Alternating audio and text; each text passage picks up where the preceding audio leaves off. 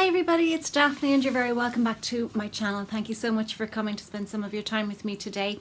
I hope everybody is well, and I cannot believe that I am doing my May favourites and that we are actually into June. I know it's just been a crazy year, but the time is really going by very, very quickly. So I am going to get stuck straight in, but before I do, I would love it if you would hit that subscribe button if you haven't already done so, and the little bell beside it that will notify you as to when I upload a video. I'd love you to be part of the little family that we have here, and I'm trying to get to 2,000 subscribers. I'm about 200 off. If you haven't, maybe you would subscribe. Share my video, whatever. Okay, I have a nice variety of things to show you for the month of May. Some makeup, only a little bit of skincare, and some miscellaneous things as well.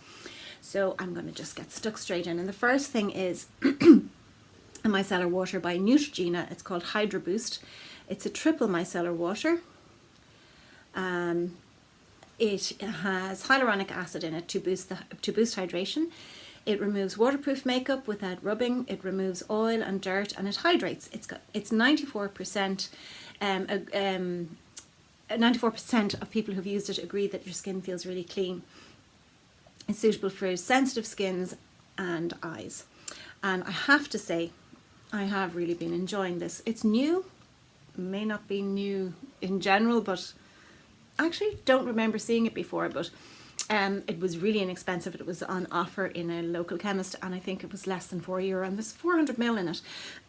But I have been finding of late that some micellar waters are just irritating my eyes, and because I've been kind of enduring a little bit of seasonal allergies, and they're making my eyes itchy and sore. And so I was very keen to find something that would be gentler on my eyes, and that certainly is, so I can recommend it. Now it is clear, it's just that's the blue backing. You can see that it is actually a clear liquid, and it doesn't leave your skin sticky. Sometimes I find micellar waters leave your skin kind of sticky. Now, I do switch things up seasonally in terms of makeup, and this one you've heard me mention so many times before. I always pull it out in the summer.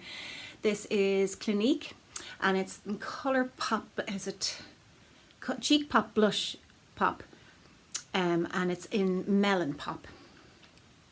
So that's it there, and I'm actually wearing it today, as you can see, and it's just a lovely, soft, peachy shade.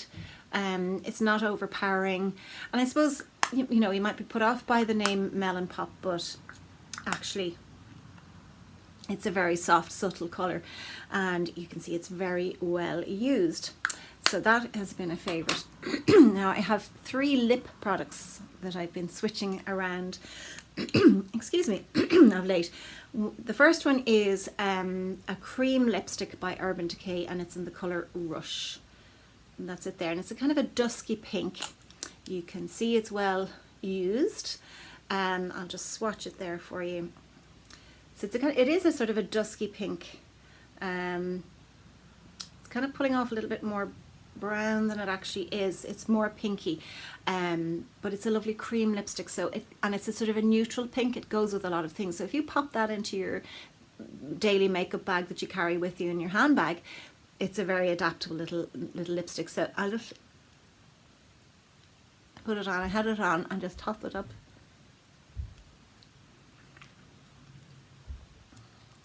So you can see that there. It's a really, really nice colour. Another one that I've been really loving, and again, you've heard me mention this before, and it's MAC Sea Sheer lipstick, and that's very well loved. It's nearly at an end, and I'll just swatch it above the other one so you can see the difference. So this is the Urban Decay, and this one is the MAC. So again, it's a kind of an adaptable shade. I like to carry lipsticks in my purse that will go with a lot of things. You don't have to think every day, oh, have I put in the correct lipstick? A lot of these will go with lots of different looks and lots of different clothing colours as well. So I've really been enjoying that, and have done for a couple of years now. And then the last one, I can't actually tell you the colour because it's worn away, but it's an Essence. You can see the E there. It's an Essence lip gloss. Now I imagine that the word rose is somewhere in this, dusky rose or vintage rose or something. And it's very similar to the Urban Decay Rush. So I'll just swatch it beside it and you'll be able to see it's quite similar. That's the gloss there. And that's Urban Decay Rush. So it's a lovely, you could actually wear it on your own, on its own, with maybe a little liner or even without, or you can top up your lipstick with it. And I often do that. I like, the little applicator is very easy to use. It sort of molds to your lips. And you can see it's not too glossy. It's not gonna, your hair's not gonna stick to it. Does anybody remember those lip glosses? I can't remember who made them. Was it made by the company that made Charlie perfume?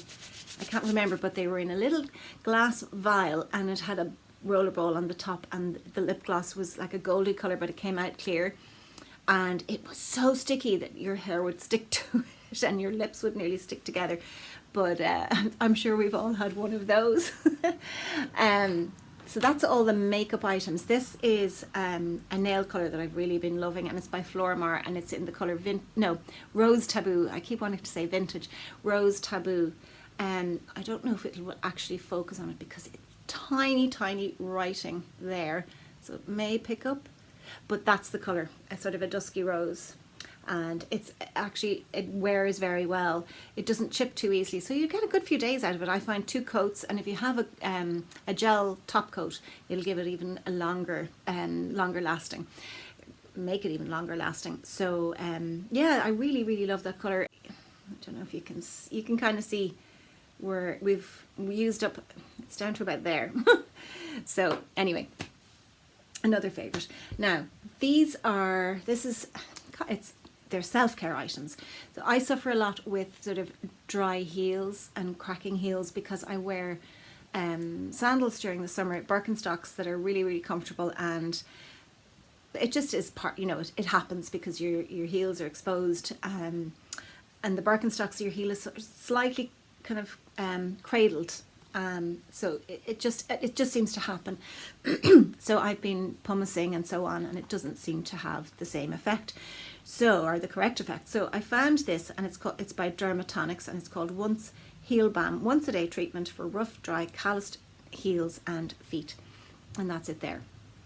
And this is a lovely cream that it's just a creamy substance. Has a kind of a medicinally smell. It's not very strong, and it's certainly not unpleasant, but you apply that to the dry areas of your feet, be it your heels or the ball of your foot or whatever, and you do it every day for a week, and it really even after a couple of days, it really sorts out dry and cracked heels. Excuse me. Now I found a new eye drops that are really good, and because, as I say, I've had sort of seasonal allergies and red eyes and itchy eyes and so on, and I've tried different ones. These seem to work really well, and they're called Thayalaz Duo. I hope I'm pronouncing that correctly. Thayalaz Duo. And you literally, I find I only need to really use them once, if maybe twice a day. Now I think you can use them as often as you need to, but I only really need to use them at night when I'm reading, or if I'm on my phone or whatever, and my eyes seem to get very dry, particularly when I'm reading. So I pop in a couple of drops and it sorts the whole thing out. So they're pleasant to use, they're not messy, they're easy to put in, because the other ones I was using, Artelac, they're good, but I just found them very messy, and they kind of, you nearly need to go to sleep once you've put them in, because your eyes would kind of be blurry, not as if there was just something in your eye, and I didn't particularly like that, even though the effect was very good. And sometimes I still put them in if I'm going to sleep immediately, but they're very good to use during the day. And unlike the Optrex ones that I mentioned the last month, the Optrex is very watery, so it's kind of gone very quickly. The effect of that lasts for longer, so highly recommend those. Then I have, I can't remember if I've mentioned these before, but it's a shampoo and conditioner by L'Oreal Elvive Extraordinary Oil. And I have them for quite a while, and I absolutely love them. I like to change up my shampoos and conditioners. I would use this maybe once or twice, and then I'll use a different one, but they are really, really beautiful. And it's for it's fine coconut oil. It's irresistible softness, no way down, normal to dry hair. Sorry, it's upside down. And the same for the conditioner. So they're just really, really nice, and I think I got them on offer in Boots, so I can highly recommend those as well. Now, one other kind of lifestyle thing. I mentioned dry heels and Birkenstocks, but I needed a new pair of Birkenstocks, and I got these. Aren't they pretty? They're goldy coloured.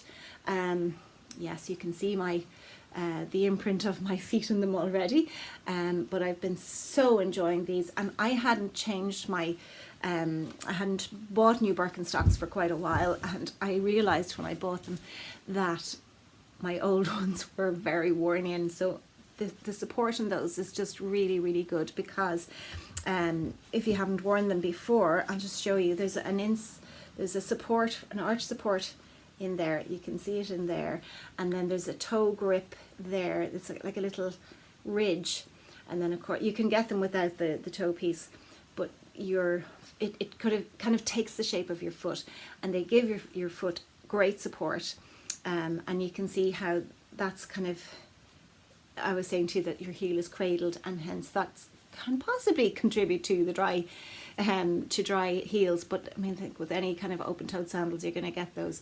And I'm in a size 40, or it's 7, European size 40. It's the equivalent of a 7. So yeah, I've been really enjoying those. Now I have a couple of books that I'm going to go through very quickly. I mentioned this one before. I'm not sure if I'd finished it when I spoke about it last. Idaho. It's beautiful. It's so beautifully written.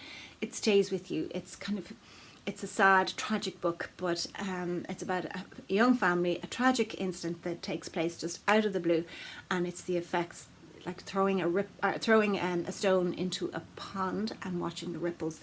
And it's about, I suppose, how we as humans need to connect with other people, even in the worst circumstances, and how it's sort of part of our natures to, I suppose, want to reach out to other people. It's just beautiful, and it's written by Emily Ruskovich. I highly recommend it. This one is called, I absolutely loved it, the Guernsey Literary and Potato Peel Pie Society, and it's by Marianne Schaefer. It's set in Guernsey in 1946, and a young writer named Juliet Ashton, who writes in London, and she has written a series of kind of newspaper columns that have been made into a book, and she's made contact with this the Guernsey Literary and Potato Peel Pie Society, and she ends up going over to Guernsey and getting to know all these people, because she's researching a book about one of the people in the book club. And it's a really beautiful read. It's a kind of a comforting, nostalgic read, but there's sadness in it too, and reminders of how tragic and sad and barbaric the war actually was. But she does it in a very, very thoughtful way. And I can highly recommend it. It was also made into a movie, starred Lily James, Matthew Good, and several other people that you would recommend. And it strays a little bit from the actual, it strays a little from the story, but not too much. I highly recommend that. It's a really, really good read. And then what I'm reading at the moment is All the Light We Cannot See by Anthony Doerr. And I have to say, I'm about 100 pages into it. I'm loving it already. It's so beautifully written. And I've also started Donna Tartt, The Goldfinch. So really enjoying, I'm not too far into that, but I'm really enjoying this. It's beautiful. So give me a thumbs up if you've enjoyed this. If you haven't already, maybe you would hit that subscribe button. And I will talk to you very soon in the next video. Bye. Have a great day.